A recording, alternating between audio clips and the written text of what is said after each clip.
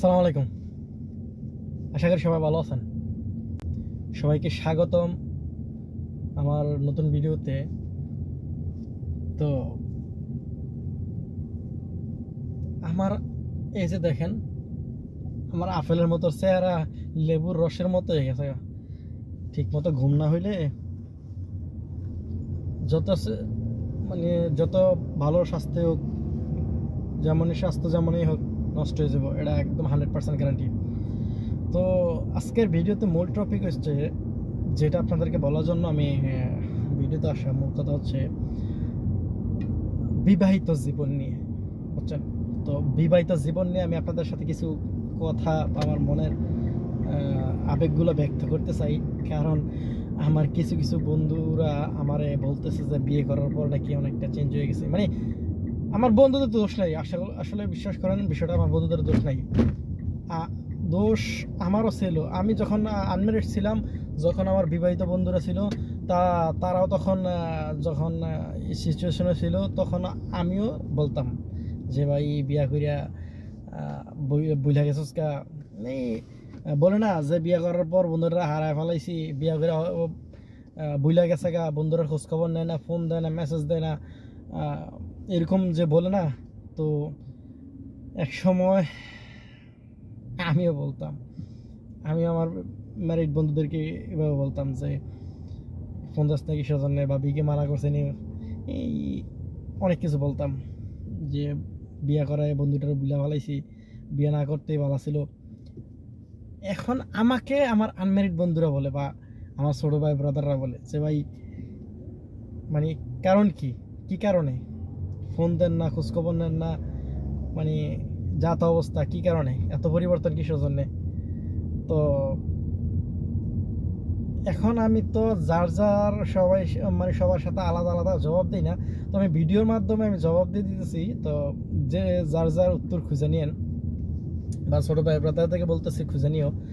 তোমরা যখন এক সময় বিয়ে করবা, বড় হইবা, বিয়ে করবা, তো তোমাদেরকে আবার তোমার বন্ধুরা এসব বলবো, বা তোমার ছোটো ভাইদের এসব বলবো। কারণ কি, তুমি যত কমেডি মানুষে হও, যত হাসি উজ্জ্বল মানুষে হও, একটা সময়ের পর তুমি মানসিকভাবে অটোমেটিকলি তুমি পরিবর্তন হয়ে যাবা। এইটা স্বাভাবিক। এটা কিভাবে হইব, এটা তুমি মানে কল্পনাই করতে পারবে না, তুমি বুঝতেই পারবে না যে কিভাবে তুমি এত পরিবর্তন হইছো। তোমাদেরকে উদ্দেশ্য করে বলা হচ্ছে, যাদের বিয়ে করছে তারা বুঝতে পারবে।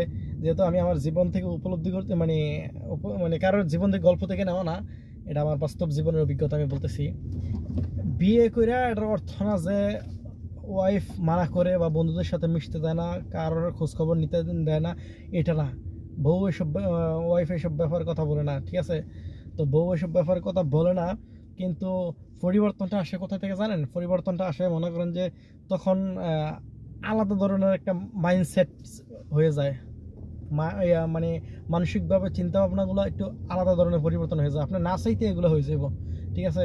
তখন আপনার বন্ধু বান্ধবের সাথে আপনার সম্পর্ক থাকবো, যোগাযোগ থাকবো, সব কিছু থাকবো, কিন্তু আগে যতটা হাস্যোজ্জ্বল বা যতটা অদরকারি, অহেতুক, মানে বন্ধুদের সাথে ঘোরাফেরা, চলাফেরা, মানে কথাবার্তা, ঘন্টার পর ঘন্টা মানে সময় দেওয়া, এগুলা বিয়ের পর আপনি অটোমেটিক চেঞ্জ হয়ে যাব। এটা মানে কিভাবে হয়ে যাবো আপনারা নিজেরাই বুঝতে পারবেন না। মানে এতটা মানে স্মুথলি হইব। কারণ আজ থেকে 3-4 মাস 5 মাস আগে আমিও মানে ছিলাম একটা হাস্যোজ্জ্বল মানুষ ছিলাম। সরি, বিয়ে করছি প্রায় 8 মাস হয়ে গেছে।